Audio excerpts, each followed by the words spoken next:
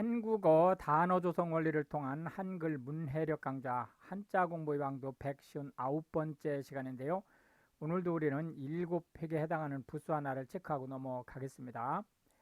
돼지라는 의미의 시부인데요. 돼지라는 의미의 시부의 대표적인 한자로는 코끼리라는 상, 그리고 돼지라는 의미의 돈, 그리고 자기 자신, 돼지라는 의미의 시자, 이런 것들이 있겠습니다. 오늘 이제 첫 번째 한자는 바로 코끼리 상자를 살펴보도록 하겠습니다. 코끼리 상은 당연히 코끼리라는 의미를 이제 가지고 있는데요.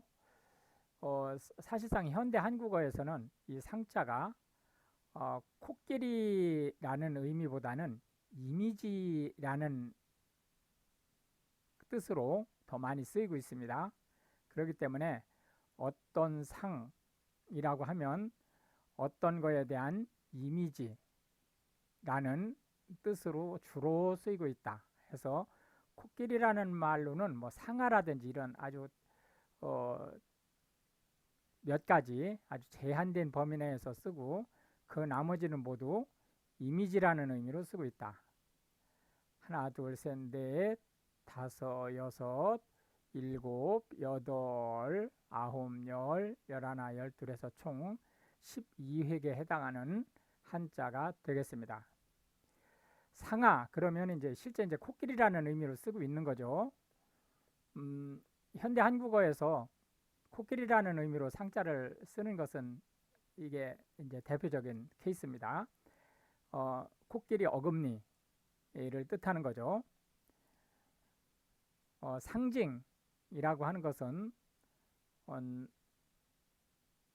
그림이라든지 또는 어떤 그 모양을 통해서 뭐 그 그림이나 모양이 나타내려고 하는 어떤 주제에 대한 표시를 하는 것을 얘기하는 거죠.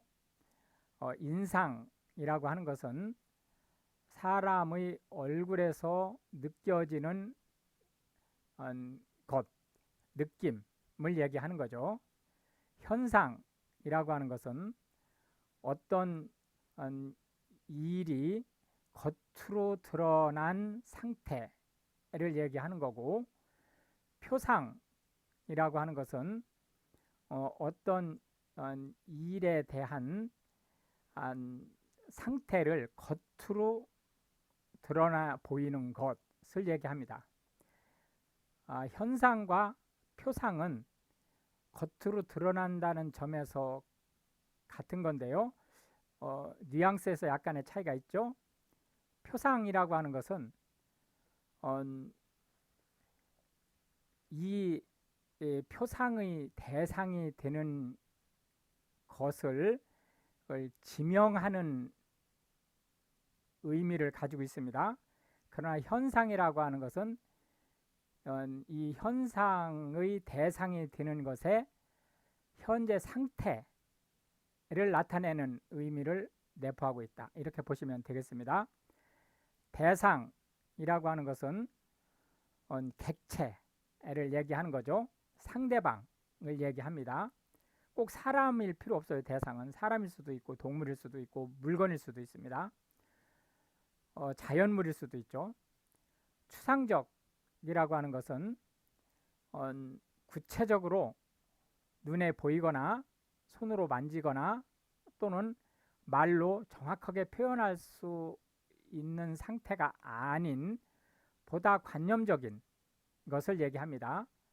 심상이라고 하는 것은 마음속으로 그린 형태를 얘기하는 거고요. 형상이라고 하는 것은 겉으로 표현할 수 있는 모양을 얘기합니다. 기상이라고 하는 것은 날씨나 천체의 상태를 얘기하는 거죠. 두 번째 한자는 원자가 되겠는데요. 으뜸이라는 뜻을 가지고 있습니다. 으뜸이라고 하는 것은 가장 좋은 이라는 의미인데 실제 이 원자는 으뜸이라는 의미 이외에 원래의 것, 최초의 것이라는 의미를 함께 내포하고 있습니다. 하나, 둘, 셋, 넷 해서 총 4획으로 이루어지는 한자다 라고 하는 것을 알 수 있겠습니다. 으뜸이라는 의미의 원자가 되겠습니다. 원로라고 하면 그 분야에서 잔뼈가 굵은 사람 또는 그 분야에서 이름을 잘 날린 사람, 알려진 사람을 얘기합니다. 원래라고 하는 것은 타고나기를 또는 자연적으로 있었던 상태를 얘기합니다. 기원이라고 하는 것은 발생을 얘기하는 거죠. 맨 처음 만들어지는 것 또는 탄생하는 것을 얘기합니다. 원조라고 하는 것은 최초의 것, 즉 이 기원에서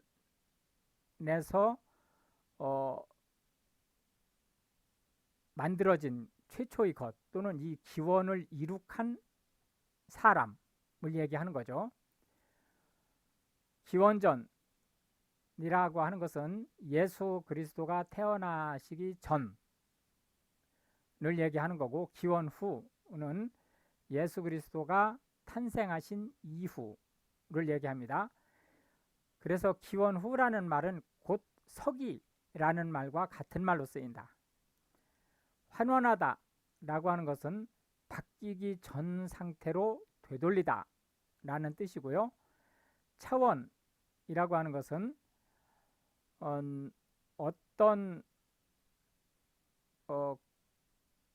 공간 또는 평면에서 축이 직각으로 만나서 이루는 영역을 얘기합니다.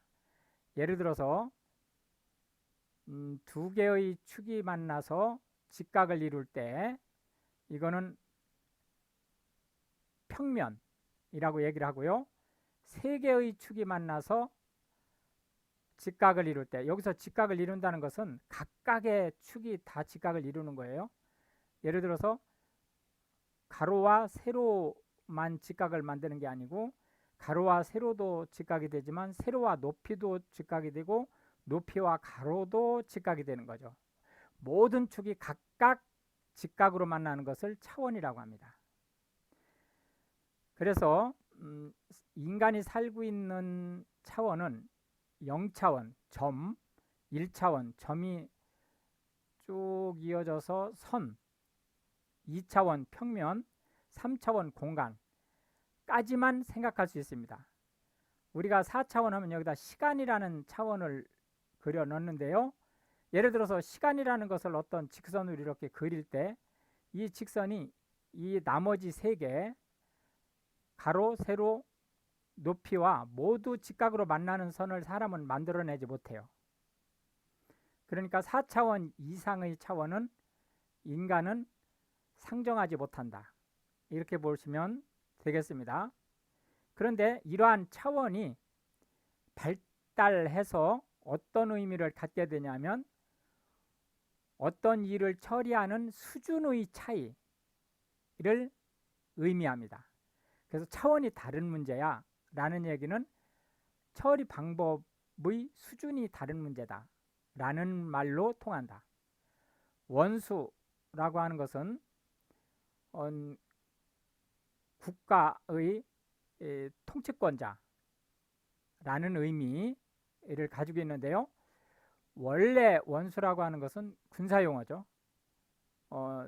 별 5개짜리, 즉 그 군 조직의 최고 책임자를 얘기합니다. 재원이라고 하는 것은 어떤 기계장치라든지 시설, 구축물 이런 것들의, 특히 기계의 의 요소들에 대한 측정치를 얘기합니다. 그래서 예를 들자면 만약에 차량이다. 그러면은 맨 앞에서 맨 끝까지 전장, 그리고 맨 왼쪽에서 맨 오른쪽까지의 전폭, 그리고 최고 속도를 낼 수 있는 시속, 이런 것들이 다 재원에 들어가는 거죠. 마지막 세 번째 한자는 제자가 되겠는데요. 제목이라는 의미의 한자가 되겠습니다. 그래서 제자는 제목이라는 제자가 되겠는데요. 제자가 들어가는 단어도 대단히 많은 편에 속합니다. 하나, 둘, 셋, 넷, 다섯, 여섯, 일곱, 여덟, 아홉, 열, 열하나, 열둘, 열셋, 열넷, 열다섯, 열여섯, 열일곱, 열여덟 해서 총 18획에 해당하는 한자가 되겠습니다. 제목이라는 의미의 제자가 되겠습니다. 제목이라는 것은 결국 이제 이름이죠. 무엇인가의 이름을 얘기한다. 이렇게 이제 보실 수 있겠습니다. 제목이라고 하는 것은 어떤 글이라든지 또는 프로그램이라든지 프로젝트성 일이라든지 이런 것들의 이름을 얘기하는 거고요. 제호라고 하는 것은 어떤 잡지라든지 또는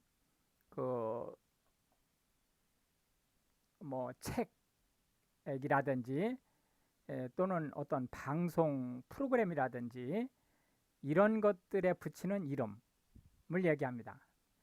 문제라고 하는 것은 해결해야 될 일이라는 뜻을 가지고 있고요. 또 하나는 상대방한테 궁금해서 물어보는 것을 얘기하기도 하고, 또는 그 사람의 실력을 측정하기 위해서 내는 과제를 얘기하기도 합니다.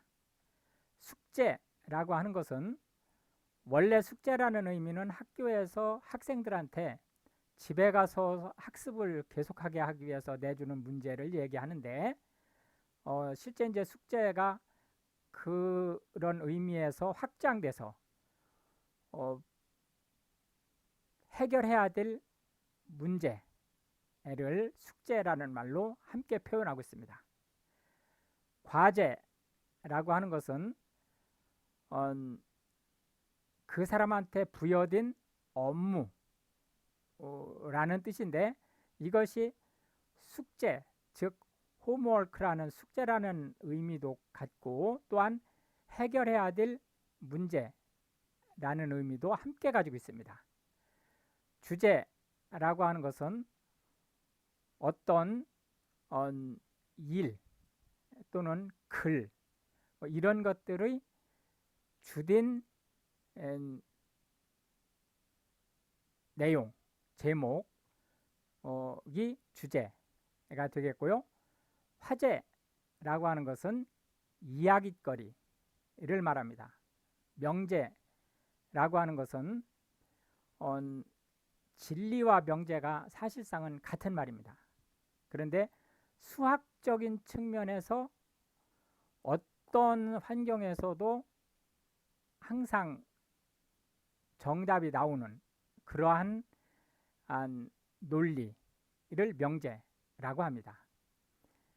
의제라고 하는 것은 회의의 안건을 얘기하는 거고요.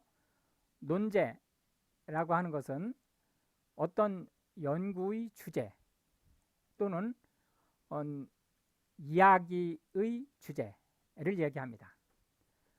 논쟁이라든지 이런 말다툼의 주제에도 논제를 가지가 되겠죠. 이렇게 해서 이제 오늘도 우리는 한 개의 부수와 세 개의 한자 및 각 한자에 대해서 현대 한국어에서 자주 쓰이고 있는 10개씩의 단어를 살펴보았는데요. 이것이 한글 문해력 향상에 도움이 되고 특히 외국인이 한국어를 배우실 때 어떻게 한국어 단어가 조합되는지 그리고 변용돼서 쓰이고 있는지에 대한 보다 폭넓은 이해를 제시할 수 있게 되기를 바라겠습니다. 시청해 주셔서 감사하고 우크라이나를 위해서 기도해 주시면 더욱 감사하겠습니다.